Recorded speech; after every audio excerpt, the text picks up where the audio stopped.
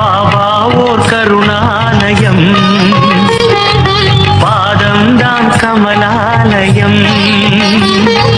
பாபா ஓர் கருணாலயம், பாதம்தான் கமலாலயம்.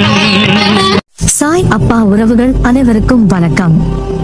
சாய் அப்பா மேல நம்பிக்கை வைத்து அவரை நினைத்து கொண்டு இருக்கும் உங்கள் அனைவரின் வேண்டுதலையும் சாய் அப்பா நிறைவேற்றுவார்.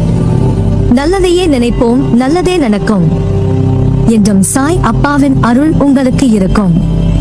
நம் மனதிற்கு இதமான சாய் அப்பாவின் இன்றைய அருள்மொழியை கேட்போமா? அன்பு குழந்தையே, நாளே உன் கையில் ஒன்று கிடைக்கும். நீ எதிர்பார்க்கும் அத்தனை செல்வங்களும் உன்னிடம் வந்து சேரும். என் பரிபூரண ஆசீர்வாதத்தை நீ பெற்றுக் கொண்டாய். இனிமேல் உனக்கு கஷ்டம் என்பது இருக்கவே இருக்காது. இத்தனை நாட்களாக நீ பட்ட கஷ்டங்களுக்கான தீர்வும் உன்னை தேடி வரும். நீ ஜெயமாக வாழப் போகிறாய். இதை கேட்கும் நொடி முதல் உன் கஷ்டங்கள் படிப்படியாக குறைந்து மிக விரைவில் நீ சந்தோஷமாக வாழப் போகிறாய். நீ ஆவலோடு காத்து கொண்டிருக்கும் நல்ல விஷயங்கள் ஒவ்வொன்றாக நடைபெறப் போகிறது. என் பரிபூரண அருள் உனக்கு கிடைக்கும். நீ ஆசைப்பட்ட விஷயங்கள் நடக்க உன் மனதை இப்போதே தயார் செய். காலை எழுந்ததும் மற்றும் இரவு உறங்கும் முன்னும் நீ ஆசைப்படும் விஷயம் நடந்தால் உன் மனம் எப்படி குதூகலிக்குமோ அதை உன் மனதில் கற்பனையாக யோசித்து பார். அந்த நொடியில் நீ எவ்வளவு மகிழ்ச்சியாக இருப்பாய் என்பதை கற்பனை செய்து அதே மகிழ்ச்சியை உணர்ந்து பார். அந்த வாழ்க்கை உனக்கு எவ்வளவு சந்தோஷத்தை தருமோ அந்த சந்தோஷத்தை மனதார நினைத்து பார்.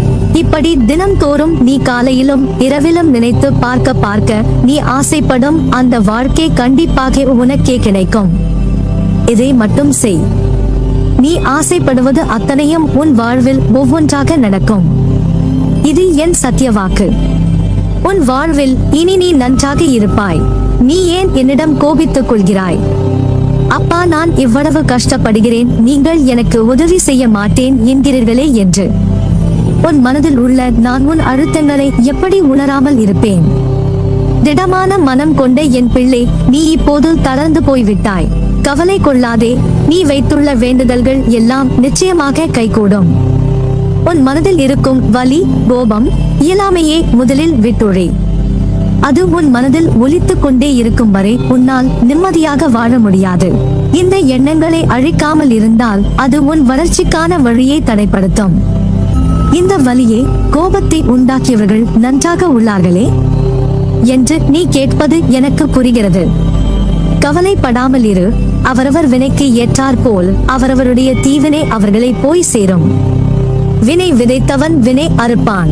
உன் நிலையை தாழ்த்தும் விஷயங்களையும் தூக்கி எறி. உனக்கு தீங்கு இழைத்தவர்களை பற்றி யோசிக்காதே. உன்னை கஷ்டப்படுத்தி காயப்படுத்தியவர்கள் அதற்குண்டான தண்டனையை கண்டிப்பாக அனுபவிப்பார்கள். அதை நான் பார்த்துக் கொள்கிறேன். அவர்களை பற்றி இனியும் நீ கவலை கொண்டிருக்காதே. இனி உன்னுடைய எண்ணங்கள் எல்லாம் எப்படி நீ சந்தோஷமாக வாழ்வது, எப்படி உன் குறிக்கோள்களை எல்லாம் அடைவது என்பதை பற்றி மட்டுமே இருக்க வேண்டும். உன் வளர்ச்சியே உன் குறிக்கோள்.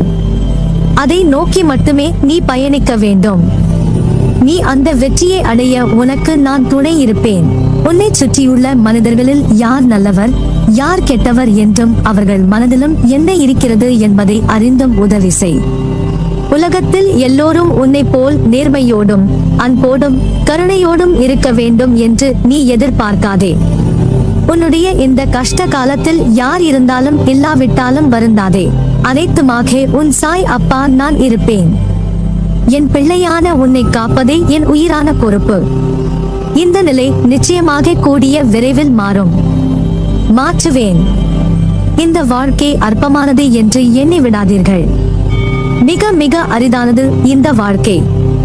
இந்த வாழ்க்கை பயணத்தை நாம் அர்த்தமுள்ளதாக்கிக் கொள்ள வேண்டும். அந்த பயணத்துக்கு நீங்கள் தேர்ந்தெடுக்கும் பாதையானது உண்மையில் நீங்கள் தேர்ந்தெடுத்தது அல்ல.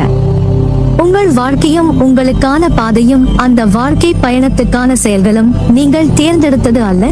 நீங்கள் தேர்ந்தெடுத்து செயலாற்றுவது அல்ல. இவை அனைத்துமே ஏற்கனவே தீர்மானிக்கப்பட்டது. அப்படி தீர்மானிக்கப்பட்ட வழியில்தான் நீங்கள் நடந்து கொண்டிருக்கிறீர்கள்.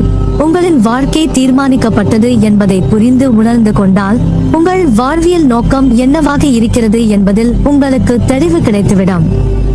இதில் உங்களுக்கு தெளிவு வந்துவிட்டால் உங்களுடைய வாழ்க்கை உன்னதமானது என்பதையும் புரிந்து கொள்வீர்கள். ஆனால் பலரும் புரிந்து கொள்வதே இல்லை. சக்தியின் உன்னதங்களை தெரிந்து கொள்வதே இல்லை. ஏற்கனவே திட்டமிடப்பட்ட உங்களின் வாழ்க்கையில் மேடு பள்ளங்கள் ஏற்படலாம், நிறை குறைகள் ஏற்படலாம், கஷ்ட நஷ்டங்கள் இருக்கலாம். இன்னும் சொல்ல போனால் இந்த உலகம் யுத்தகலம் போல் இருக்கிறது என்று நீங்கள் நினைக்கலாம். நம் வாழ்க்கையே யுத்தமாகி இருக்கிறது என்று வேதனைப்படலாம். ஆனால் பிரச்சனைகள் வரும்போது துவண்டு போகாதே. தைரியமாக சந்தித்து உன்னுடைய வேலையை நம்பிக்கையோடு செய். பிரச்சனைகளை பார்த்து நீ பயந்து ஓடினால் அது உன்னை இன்னும் வேகமாக துரத்தும். ஒவ்வொருவரின் பலவீனத்தை தெரிந்து கொண்டு ஏமாற்றுபவர்கள் இவ்வுலகில் இருக்கத்தான் செய்கிறார்கள். அதற்கெல்லாம் அஞ்சாதே. அதேபோல் தேவையில்லாமல் உன்னை சுற்றியுள்ள எல்லோர் மீதும் சந்தேகப்படாதே. நம்பிக்கையோடும் நேர்மையாகவும் உண்மையாகவும் வாழ்பவர்களுக்கு தீங்கு விளைவிக்கும் எண்ணத்தோடு இருப்பவர்கள் தானாகவே அவர்கள் வாழ்வில் இருந்து விலகும்படி அவர்களின் தீய செயல்களே அதை செய்துவிடும். எனவே அமைதியாக இரு. ஒன்றை புரிந்து கொள். சூழ்நிலைக்கேற்ப அனுசரித்து போக வேண்டும். எப்போது எதிர்கொள்ள வேண்டும் என்பதை தெரிந்து வைத்துக்கொள். உன்னை ஒருவர் மனரீதியாகவும் உடல் ரீதியாகவும் துன்புறுத்தினால் அதன் ஆரம்ப நிலையிலேயே நீ அதை தடுக்க வேண்டும்.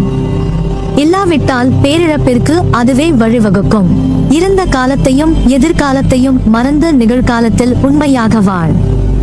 நீ செய்த செயலை நினைத்து அதில் தவறான செயல் இருப்பதை அறிந்து அது மீண்டும் வராமல் பார்த்துக்கொள். தவறு செய்வது இயல்பு, ஆனால் அதை மீண்டும் செய்யாமல் பார்த்துக்கொள்.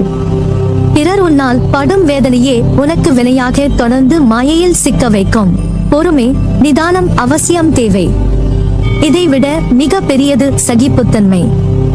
சகிப்பு தன்மை கொண்டவன் மாயையை வென்று விடுகிறான். எனவே வாழ்க்கை பயணத்தை இனிமையாக்கி மாயையை வெற்றி கொள். கவலை கொள்ளாதே. உன் எதிர்மறை எண்ணங்களால் மட்டுமே வாழ்க்கையில் உன் மனதிற்கு பயம் தோன்றும். வாழ்க்கையை நினைத்து அதன் பொறுப்பை நினைத்து அது சரியா நடக்குமா என்ற பயம், அதுவே உன் வேலையில் தடங்கலை ஏற்படுத்துகிறது. இனிமேல் பயப்படாதே. உன்னை தேடி வந்த வாய்ப்புகள் எல்லாம் உனக்கு நான் உன் சாய்தேவா கொடுத்த வாய்ப்புகள். அதை நீ மனதார ஏற்றுக்கொள். நிச்சயம் அதில் நீ வெற்றி பெறுவாய்.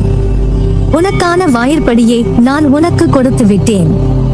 அதில் பயணிக்க நீ தயாராக இரு. உனக்கான பக்கபலமாய் உன் கையை பிடித்து உனக்கான வாழ்க்கையை பிரகாசம் ஆக்குவேன். இந்த நிலை கூடிய விரைவில் மாறும். நீ ஜெயமாக நல்ல ஆரோக்கியத்துடன் எல்லா செல்வ வளங்களை பெற்று மகிழ்ச்சியான வாழ்க்கையை பெறுவாய். கவலையே படாதீர்கள். உங்களையும் உங்களின் வாழ்க்கையையும் என்னிடம் ஒப்படைத்து விடுங்கள்.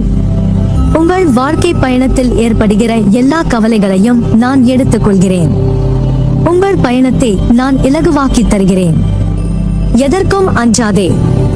உன்னோடும் உன் குடும்பத்தோடும் என்றும் உன் சாயப்பா இருக்கிறேன். உன் வாழ்வில் இனி நீ நன்றாக இருப்பாய்.